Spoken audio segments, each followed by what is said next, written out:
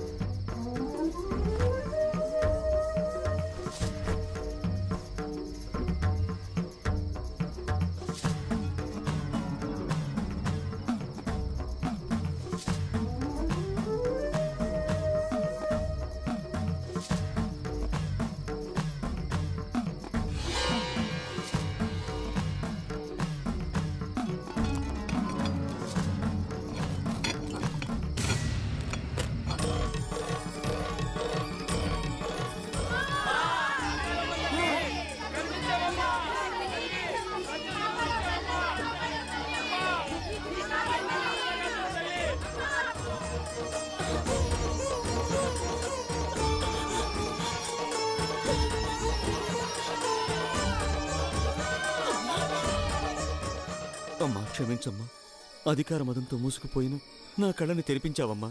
ఇక నుంచి నేను నీ భక్తుడిని. తప్పైపోయింది, క్షమించమ్మా.